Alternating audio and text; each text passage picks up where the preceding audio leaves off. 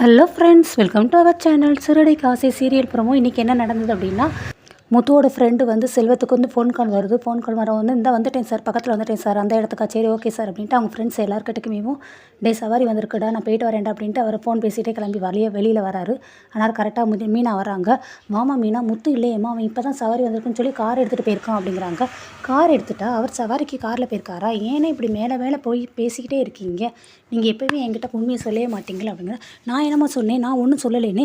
இல்லைண்ணே, எனக்கு எல்லா விஷயமும் தெரியும், நீங்கள் எப்போ பாரு என்கிட்ட போய் பேசிகிட்டே தான் இருக்கீங்க, எப்போ தான் உண்மையை சொல்லுவீங்க, ஒழுங்காக எல்லா உண்மையும் என்கிட்ட சொல்லுங்கன்னு.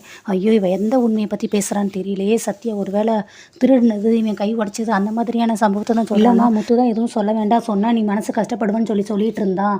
அவன் என்னோட இதை வந்து நாங்கள் முதல் சிசிடியில் தான் பார்த்தோம் அப்படின்னு சொல்ல வந்தாங்க. இல்லைண்ணே, நீங்கள் பேசாதீங்க, அவர் இப்போ காரை விட்டுட்டு ஆட்டோ ஓட்டுறாங்கிறது எனக்கு தெரியும், நானே நேரில் பார்த்துட்டேன். ஆனால் நீங்கள் தான் அதை எதையுமே என்கிட்ட சொல்லாமல் மறைக்கிறீங்க அப்படிங்கிறாங்க. உடனே செல்வம் வந்துட்டு, அப்பாடா ஆட்டோ ஓட்டுனதை பற்றி பேசுகிறாளா, நான் கூட எங்கள் சத்யாவோட கை ஒடிச்சு அவன் திருடுனதை பற்றி பேசுகிறான்னு நினச்சிட்டேன். அதுவாம்மா, அது வந்து இந்த ஒரு செலவுக்காக தான் அப்படின்னு சொல்லி சமாளிக்கிறாரு. இல்லைண்ணே, எனக்கு எல்லா விஷயம் தெரியும் அப்படின்னு சொல்லி நீங்கள் அதை ஃபுல்லாக எனக்கு டீட்டெயிலாக சொல்லுங்கன்னு சொல்கிறாங்க. அதுக்கப்புறம் செல்வம் சொல்கிறாங்க, ஷெட்டில் வந்து ஒவ்வொருத்தவங்களும் கடன் வாங்கியிருந்தோம் சிட்டிகிட்ட, அது வந்து அவன் வந்து வசூலிக்க வந்தான். ஆனாரம் வந்து முத்து வந்து கூட தம்பி சத்யா வேறு வந்தானா. ஸோ அதுக்குள்ளே எங்களுக்குள்ளே கை கலக்கு வாக்குவாதம் வரவும் அவன் வந்து அடிச்சிட்டான். அதனால தான் இந்த பிரச்சனை. ஸோ அவன் வந்து பணத்தை உடனே கொடுக்கணும், அப்படி இல்லாட்டினா எல்லாரோடைய காரையும் சீஸ் பண்ணிடுவேன் அப்படின்னு சொன்னான். ஒவ்வொருத்தன் பணத்தை கொடுக்கலன்னா ஒன்று கார் எல்லாத்தையும் எடுத்துருவேன், அப்படி இல்லாட்டினா முத்து வந்து என் காலில் விழுந்து மன்னிப்பு கேட்கணும். அப்படி மன்னிப்பு கேட்டேன்னா யார் எனக்கு வந்து வட்டி கடனோ இல்லை கடனோ எதுவுமே கொடுக்க வேண்டியதில்லை அப்படின்னு சொல்லி சொன்னாமா. ஆனால் நாங்கள் முத்து வந்து காலில் விழுவது எங்களுக்கு யாருக்குமே விருப்பம் இல்லை. ரொம்ப நாங்கள் யோசிச்சுக்கிட்டே இருந்தோம், சரி கார் போனால் போகுதுன்னு.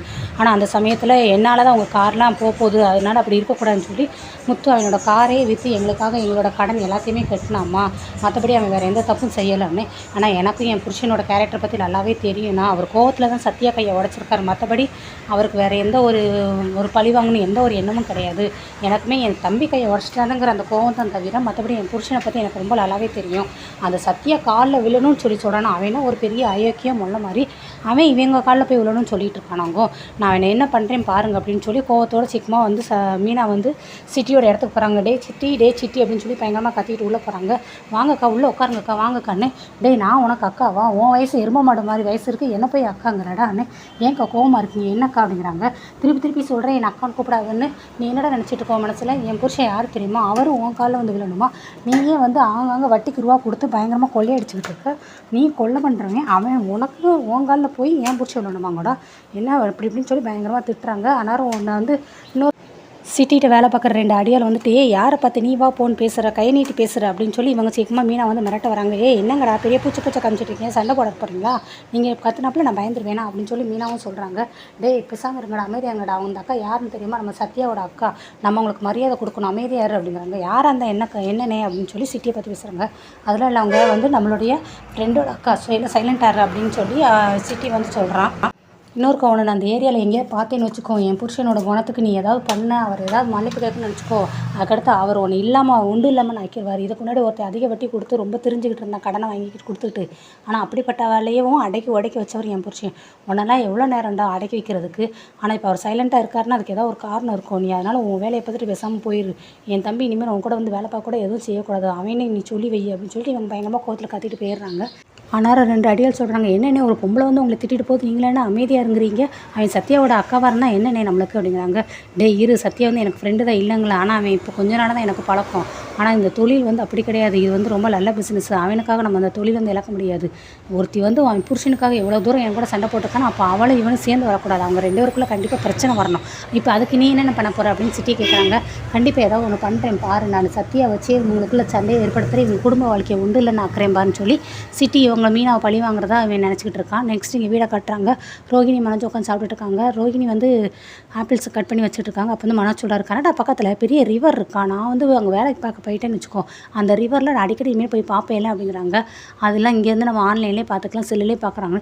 இல்லை ரோகிணி, நான் கனடாவில் வேலை பார்க்க போகிறேன், ஸோ அதனால் வந்து அங்கே வந்து லேண்ட் வாங்குவேன், அங்கேயும் நம்ம ஒரு வீடு கட்டலாம், அங்கே போய் நம்ம செட்டில் ஆயிடுறேன்னு. உன் பர்ஸில் இப்போ எவ்வளோ காசு இருக்குது அப்படிங்கிறாங்க. ₹1 கூட இல்லை தான், ஆனால் நான் வேலை கிடச்சி எல்லாமே சம்பாதிச்சிருவேலண்ணே. சரி, இப்போ அந்த வேலை எப்படி கிடைக்கணும், வேலைலாம் கன்ஃபார்ம் தான் ரோகிணி, பட் அதுக்கு 14 lakhs கட்டணும். சரி, அந்த ரூபா நீ எங்கேருந்து எடுப்ப அப்படின்னு ரோகிணி கேட்குறாங்க. அதான் அம்மா கேட்டாங்களே, உன்னோட அப்பாட்ட சொல்லி கேட்டு வாங்கினா எல்லாம் சீக்கிரம் முடிஞ்சிடும் முடிஞ்சிடும் அப்படின்ட்டு.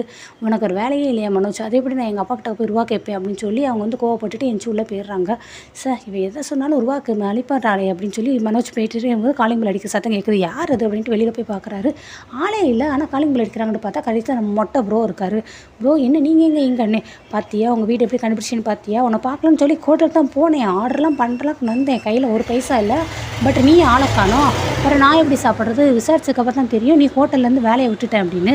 என்ன ப்ரோ கின்னஸ் ரெக்கார்டில் உன் பேரை தான் எடுத்து வைக்கணும், நிறைய வேலைக்கு போய் ஆனாலும் வேலையெல்லாம் விட்டுட்டு வந்த ரெக்கார்டில் உன் பேர் தான் ஃபஸ்ட்டு வரும் அப்படிங்கிறாங்க. சரி எனக்கு ரூபா வேணும்னா அதுக்காக நான் வந்து தானே ஆகணும், வா பிரபு உள்ளே போவோம் அப்படின்ட்டு வீட்டுக்குள்ள வந்து அவர் ஆட்டை அசால்ட்டாக உட்காந்துரும். ஐயோ ப்ரோ என்ன ப்ரோ இங்கே வீட்டுக்குலாம் வந்துட்டீங்க, வாங்க ப்ரோ வெளியில் போனேன், எனக்கு என் காசு வந்தாகணும்ல, ஸோ நான் எங்கனாலும் வந்து தானே ஆகணும் நானும் உன் வீடை தேடி அப்படின்ட்டு.